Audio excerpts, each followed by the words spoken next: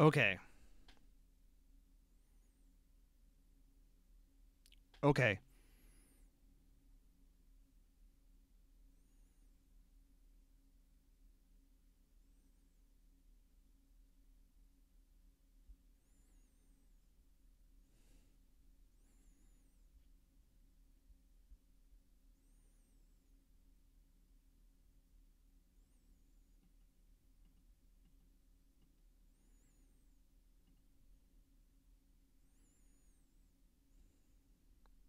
Mm-hmm.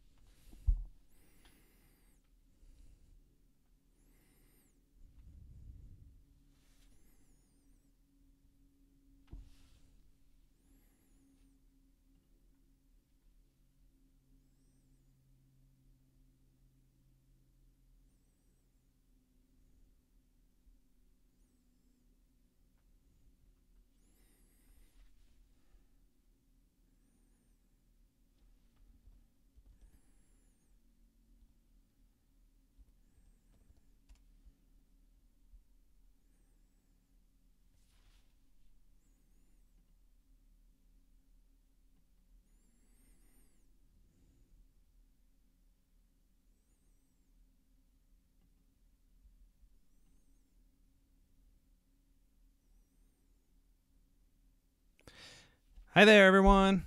Thanks for joining the chat. Thanks, Shug Knight. Shug Knight. I'm glad you love it. Hi there, Ronnie, Carlos, Maddie, Eugene, Kirian. Hello from Sydney, Australia. I assume Sydney, Australia. That's awesome. Um, what is your favorite city and why is it Minneapolis?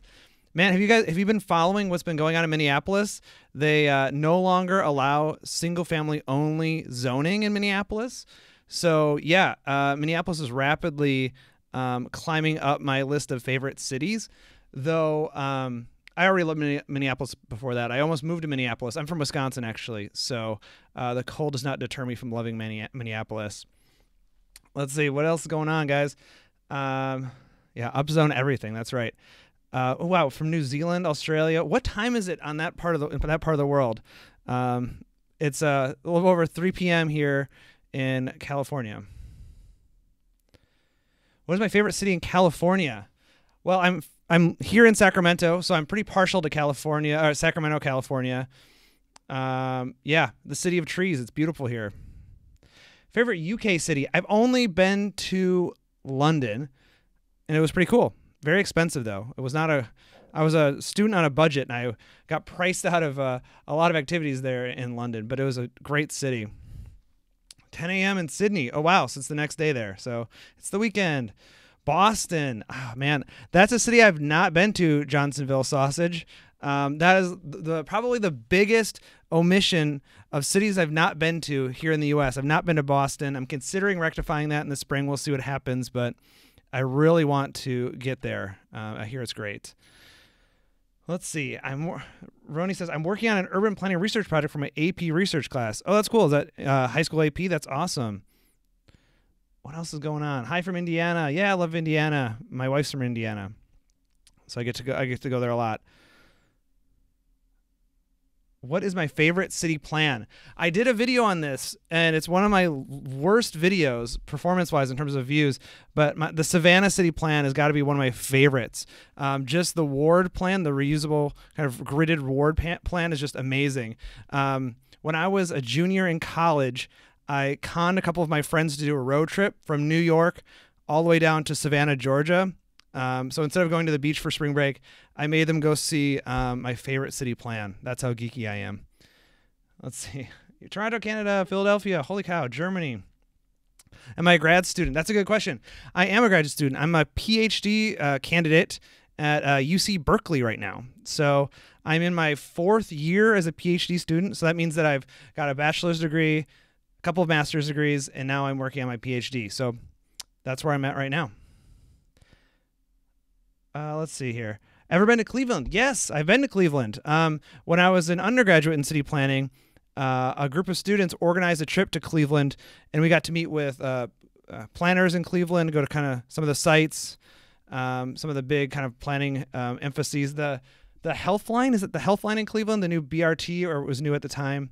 Kind of talked about that. Yeah, Cleveland's great. It kind of gets a bad rap. The river's on fire, but I love Cleveland. Let's see here. Medical student. Oh, that's awesome. I want to know how urban planning impacts social determinants of health. That's a great, yes, that's amazing. I mean, the interesting thing is, so I worked with a research group that was part of the School of Public Health, because we were looking at pedestrian and bike transportation, but that has a huge public health component to it, because the more people can get walking and biking, presumably the healthier we get. And a lot of the funders are actually from hospital and public health agencies. So there's lots of overlap between public health and planning. Do I play City Skylines? Okay, guys. So I finally have City Skylines, and I finally have a computer that can play it. So I was actually thinking that I was just going to start playing it this weekend. Do you have any tips for me playing City Skylines? What do I need to know going in? Are there like mods or scripts or texture packs? Like what do I need to optimize my City Skylines experience? Let's see. And while you guys are getting back to me, is your only job YouTube? Do you also work elsewhere? So like I said, I'm a PhD candidate, so I actually get funding to be a student. So that's my primary job. And then YouTube is a nice side hustle for me. Let's see. Get the winter DLC for the trams. Ooh, I do want trams. Use transit a lot. Okay. So I will check out the tram DLC. I think I have all of the DLC. Somebody was really kind and generous, and they actually donated a copy to me on Steam. So that was awesome. So I need to install that. Let's see. What else? Oh, the Traffic Plus Plus mod. Yeah, that's good. Traffic's a tough one to simulate. I remember SimCity 4, which was my go-to game, having a lot of trouble with traffic, and there were some mods for that. So okay, I'll check that out too. The Traffic Plus Plus mod and traffic management. Okay. Let's see. I gotta find without. Okay. Park Life DLC. Yes, that sounds good. Start off simple, but then start using metro lines and high density zones. Yeah. I mean, has anybody used City Skylines who's also done SimCity 4? I mean, is it pretty much like the next step from SimCity 4? Is it the same basic understanding of how this game works, or is it like terribly different? Oh yeah, Do Not Eat One's playlist. Yes, I love those videos. That's actually part of the reason I have not done City Skylines content yet, is that there are actually a couple of great channels out there already doing City Skylines content from a city planning angle. But I have some plans in the work for a City Skylines video. That's why I'm going to start playing soon. So, you remind me of Hank Green a little bit. That's cool. I like Hank Green.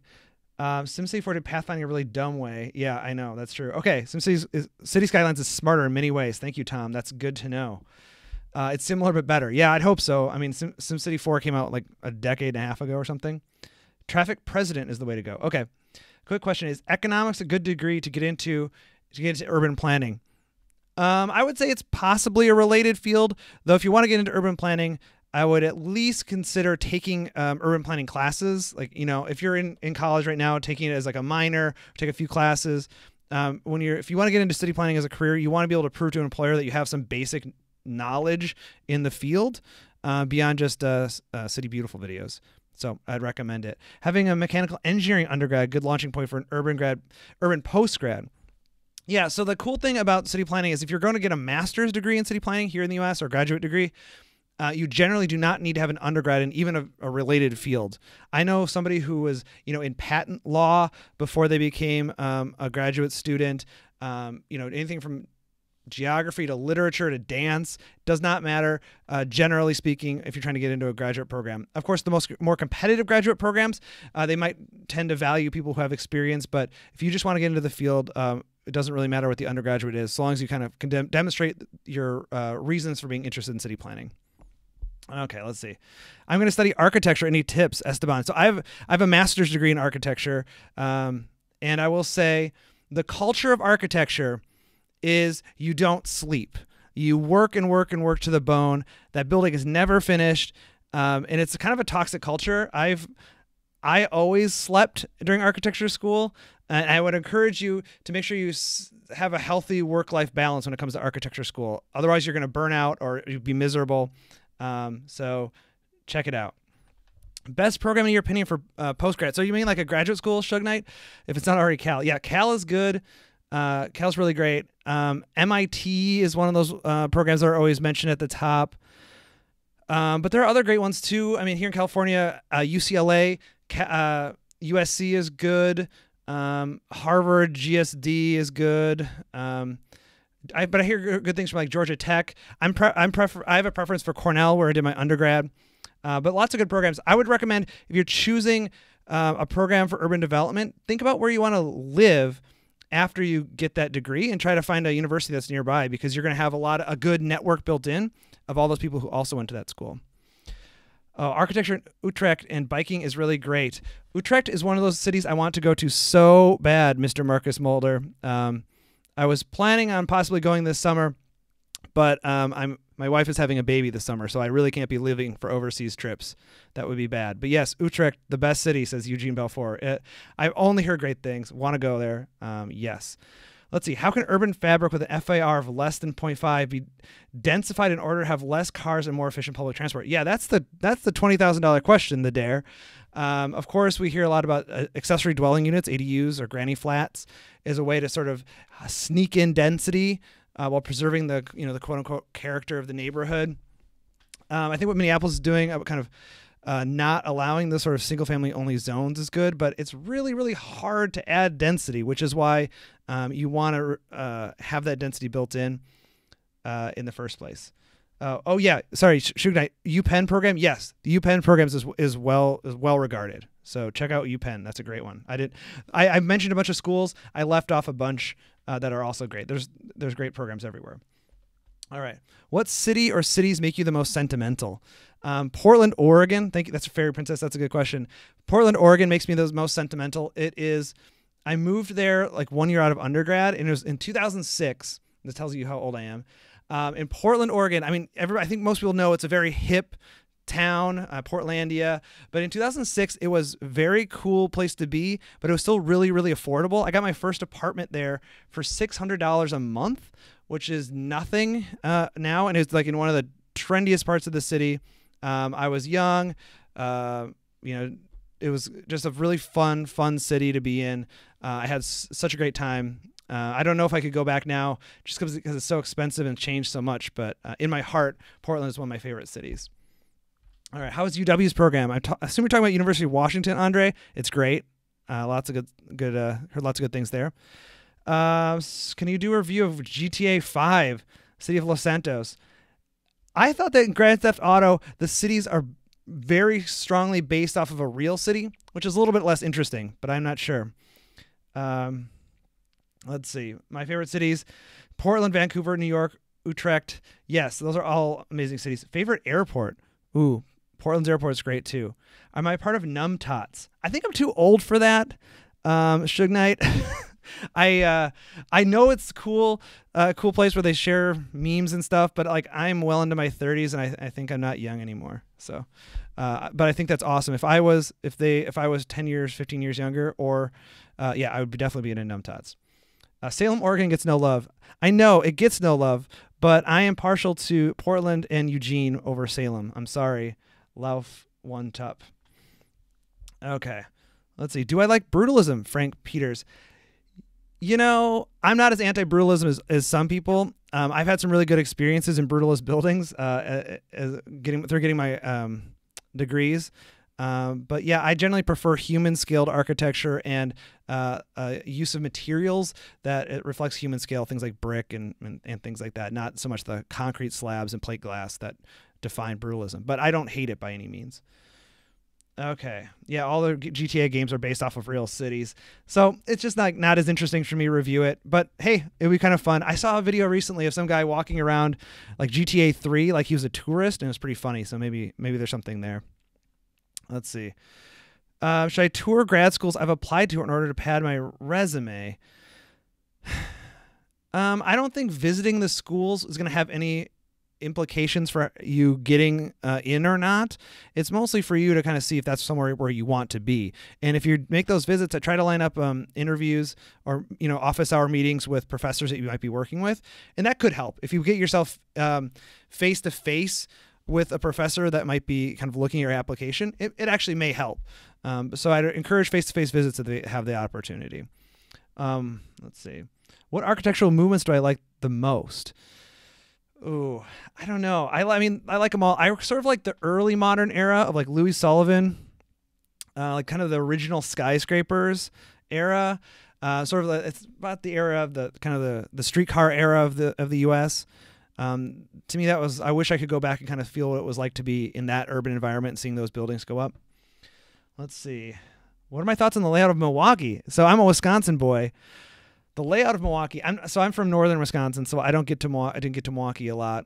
No problems with the layout. I'm interested to hear how their streetcar is doing because I know they launched a new streetcar. I'm generally sort of like so on streetcars because they're mostly a development tool and less of like a really great transportation tool. But it's interesting to see what they're doing there. You should do this every Friday. Yeah, I was thinking about doing these more often. I just like last minute decided I didn't want to do any more work because it's Friday afternoon, and I thought I would do this live stream. So I'm glad that you guys like it. I'm enjoying it. I like these questions. You have some good questions here. Let's see. Have I ever been to Boston? I said no. I have not been to Boston, and I'm ashamed to admit it, but I will get there someday. What's better for a metro system? Close, smaller stations, or larger stations farther apart? So the general rule of thumb in city planning is that the slower the service, the closer the stops. Like a bus route will have stops sometimes every 2, 3, 4 blocks, while light rail might have it spaced a little bit farther apart, and then metros even farther apart because the kind of walking shed is a little bit larger. People will walk farther to get to a metro stop. So I don't know what the ideal placement is. That's not my area of expertise. Let's see. Thoughts on Seattle. What can we do better? What are we doing well? I did a video on the Alaskan Way Viaduct a long time ago. So there is a Seattle video on the channel. I was in Seattle last September. Was my most recent time to being in Seattle, and it's a lovely city too. It's just a nice place. I just love that sculpture garden near downtown. I don't know what it could do better, honestly, but I'm just going to say that I'm pro Seattle. Okay, let's see. What books do you like related to city planning? My all-time favorite books are Great Streets by Alan Jacobs. I don't know if you guys have seen this book, but it is fantastic. It looks at a variety of streets across the world and just describes why they're so amazing and how we can improve our streets. And it's a beautiful book and worth checking out.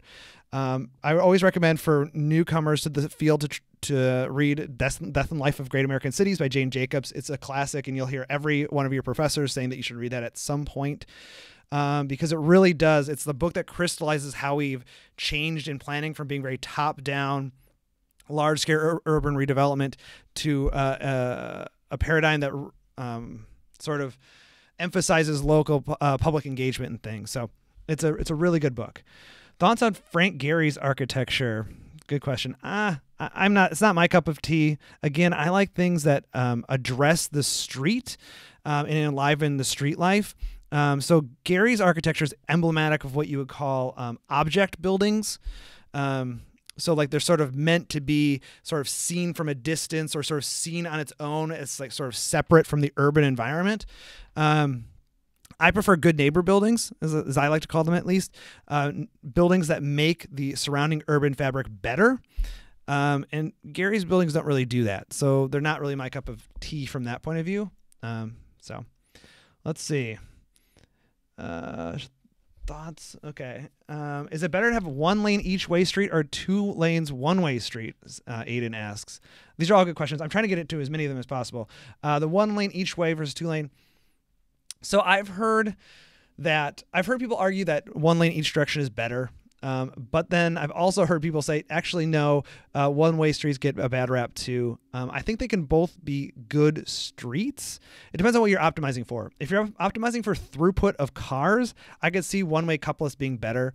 If you're optimizing for kind of a lively pedestrian life, I think they could both work so long as you kind of keep the lanes narrow and make sure that there's lots of sort of friction along the side of the street. So like cafes, people walking on the sidewalks, parked cars, maybe bike lanes, to make sure that the traffic's slow. I think traffic being slow is what makes a great street great for people. So either one of those is fine for that, so long as you can do it.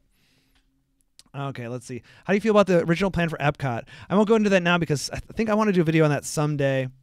Oh man, that's going fast. Okay.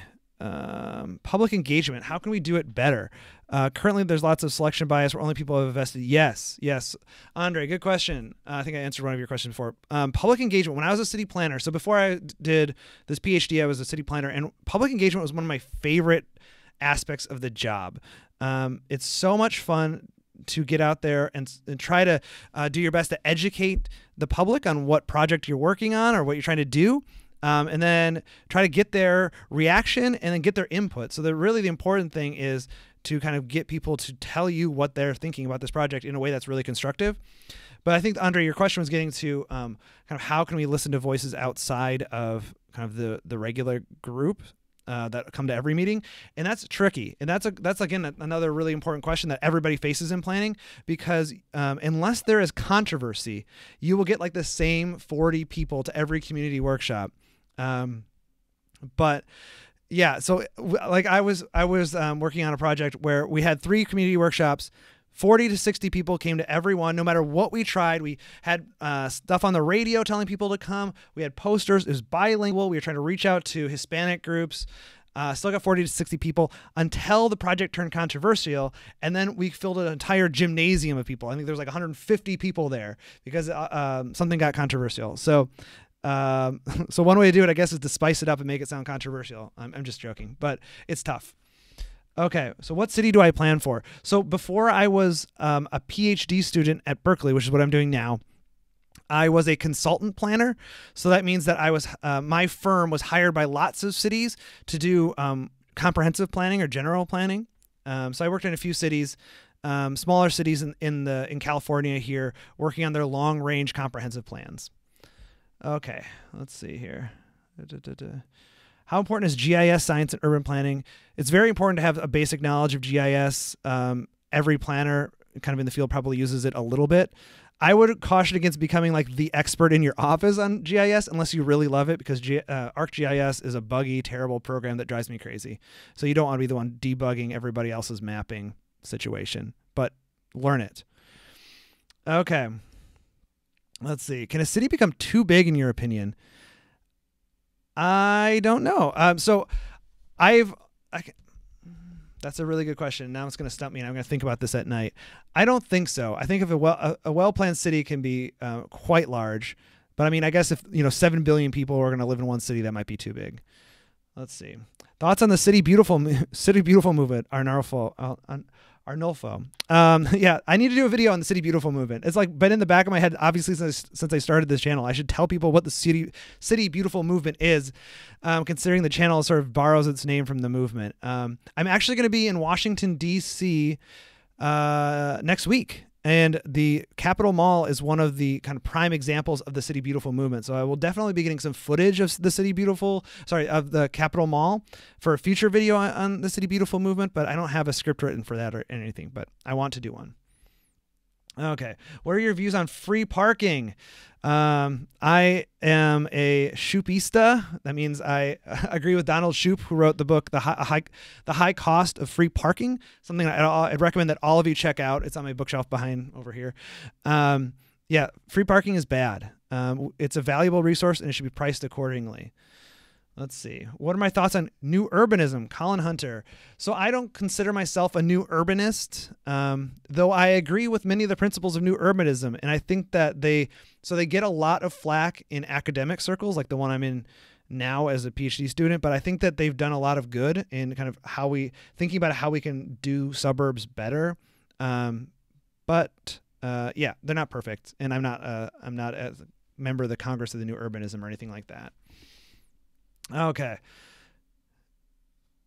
Let's see. Would an ecology degree help me if I wanted to become a city planner? Yeah, definitely. My wife actually has a degree in natural resources, which is similar to ecology. And we always joke that natural resources or ecology a lot of the times is like planning, but for all the areas outside of cities, because they use GIS, to map crops or biosphere areas, things like that, and are sort of about how do you manage the natural environment, and city planners are about how to manage the built environment. So I think it's very they're very related. Yes, Chupistas. Woo. Okay, do I bike? Yes, I do bike. So I live in Sacramento, but go to school at UC Berkeley, which is quite a commute. It's about, from door to door, it's probably like an hour and 45 minutes each way. And what I do is I bike from my house to the Sacramento train station, take Amtrak to Berkeley, and then bike up to campus. So I bike every day that I go into Berkeley. Let's see. Okay. Oh, I'll throw out the beer question again. Sorry, I missed it, Ryan. It's happy hour. What are you drinking? This is going to be disappointing to seemingly everybody. I'm not a big drinker, so I drink water. I have some water over here. Sorry. I'm not a big beer drinker. Let's see. Do urban planners need more than just a bachelor's degree? No, they don't necessarily need more than a bachelor's degree. Plenty of planners start their career with just a bachelor's degree. I'm guessing most do. Many of them then go back for a master's degree. I think it's kind of helpful for career advancement sometimes. But I know some of the best planners I've known had just a bachelor's degree. Okay, what do I think about city bikes? Like, oh, you mean like a bike share? Yeah, I think they're good. I haven't read a lot of data on them. I think it's interesting. I was reading recently, here in Sacramento, we have jump bikes, which are awesome because they're e-assist bikes. So it's, you barely have to put any effort into actually pedaling, which is great. And they are run by Uber, and Uber has, they can tell basically how many trips that would have been made via Uber are now made via jump bikes. I think it's displacing like 10% of Uber trips, which is amazing, because lots of recent studies have shown that Uber and Lyft are actually adding to congestion and adding more trips to our roads instead of taking them off the road, which sort of makes sense. If you make something easier for people to do, they will do more of it.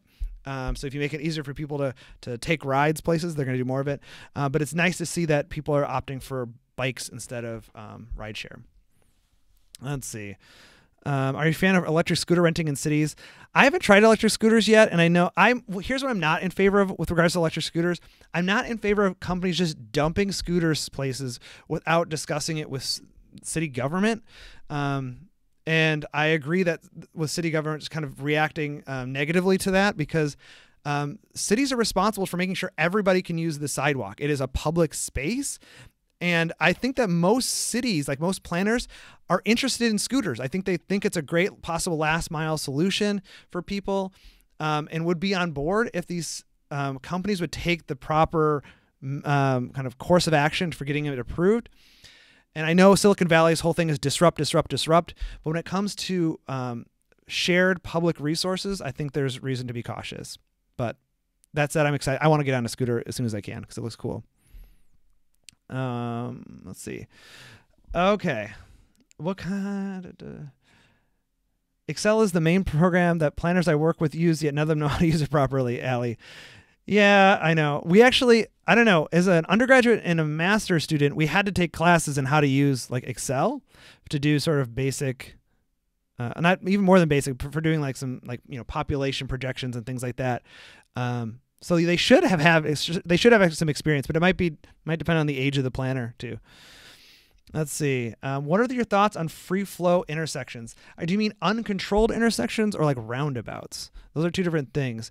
Uncontrolled intersections, I think, are generally good in low traffic areas. Roundabouts are great too, though I think they have some issues with how to accommodate bikes and pedestrians, because there's not really, I don't think it's clear to drivers sometimes when they should stop and when they shouldn't. And sometimes I think the angle of when you're driving makes it hard for you to see them. So there's some kinks to work out. All right. Dylan, how would a major city have to be architecturally be altered to adapt to climate change, including sea level rise, pollution? Yeah, I mean, I think that's tricky. Because climate change is such a global phenomenon. I mean, I think that things like, if you're talking about architecture, things like green roofs or solar roofs obviously would kind of reduce the heat island effect and increase decrease the use of fossil fuels. I've seen a lot of, the the instinct is to build walls, seawalls, to keep out the sea, but I've seen that there's been lots of success with sort of rebuilding wetlands, even in urban areas, to sort of manage kind of the ups and downs of like storm surges and high tides that are associated with climate change. Okay, Win, what is your opinion about freeways? Not a fan. Not a fan. I need to do I did one on the I did a video on the San Francisco freeways that I really was happy with how that video turned out, but I didn't want to do a larger video at some point about the detrimental effects of freeways. I think people don't realize the freeways, I mean, they cut through cities and just really destroy neighborhoods, and almost without exception, they destroyed low-income neighborhoods instead of high-income neighborhoods. And you might think, it's terrible and often racist. But if you're a transportation engineer, you're like, well, the land in this neighborhood is cheaper to buy off of people than in the high income neighborhoods. So we're saving taxpayer money by, bulldozing through these neighborhoods instead of those neighborhoods. But you're just exacerbating urban inequality. That's just one of the many problems with freeways. But people don't think about it. These long-term effects of just like tearing through, long-standing low-income neighborhoods. Okay. Colin, any good planning blogs to read? That's a good question. I like Human Transit, Jarrett Walker's excellent transit blog. He posts kind of infrequently, but that's one I'd recommend to people because, my understanding of transit comes from him. So he's great. Let's see. I'm trying to, so I answered that one. Okay. Yeah. Where would you live if you had all the money, and why? I don't know. I mentioned earlier that I lived in Portland for a while, and it'd be tough to go back because of the money issue.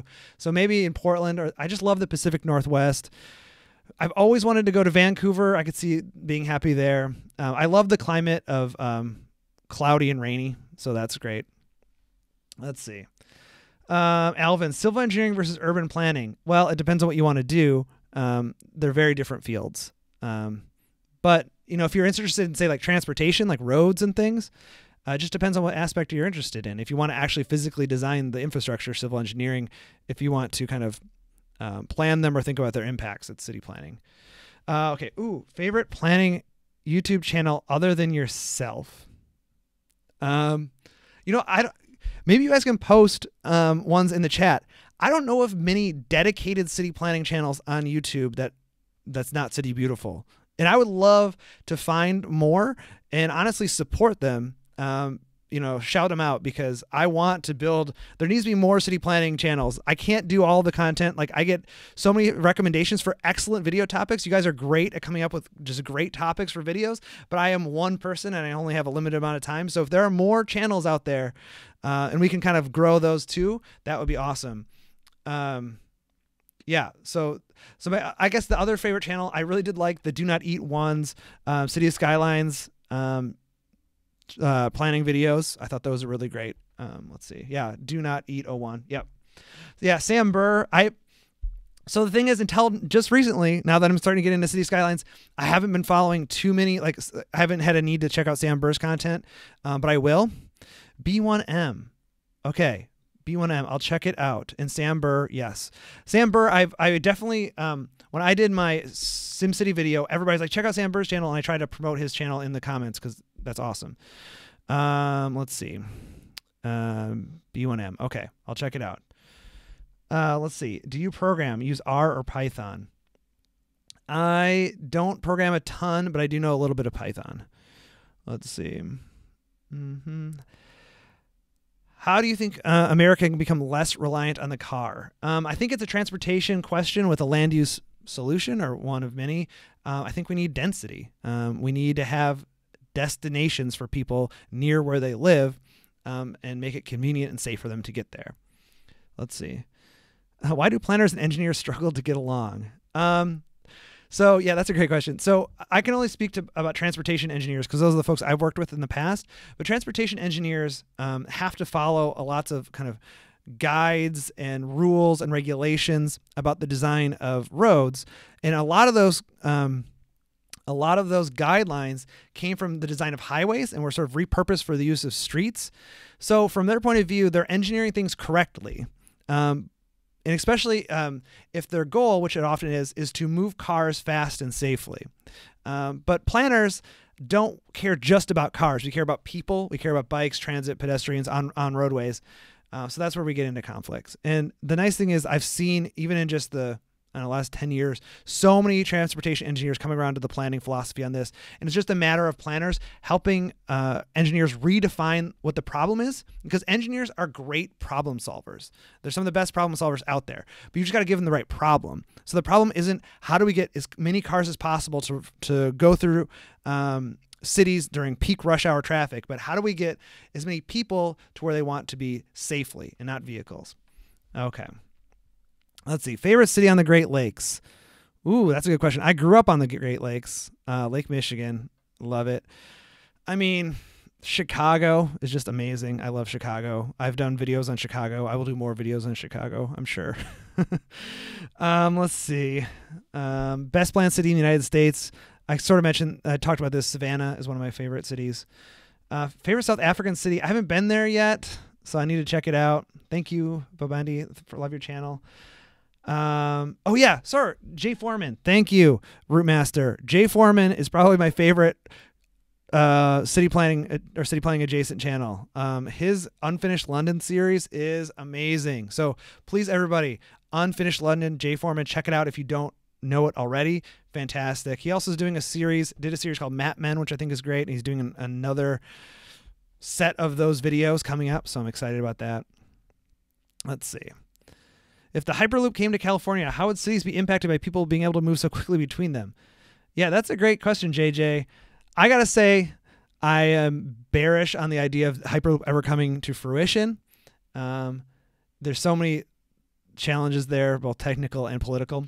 But yeah, it would obviously change things. It depends on where the stops are, but anywhere you have a stop would instantly become an area for new developments, particularly if you kind of built that stop in the middle of nowhere, because then you could get, if you put it in the middle of nowhere, like halfway between LA and San Francisco, let's say, that city would boom, because you could probably be in SF in like 45 minutes or LA in 45 minutes or something. And yeah, it would be fantastic for those residents.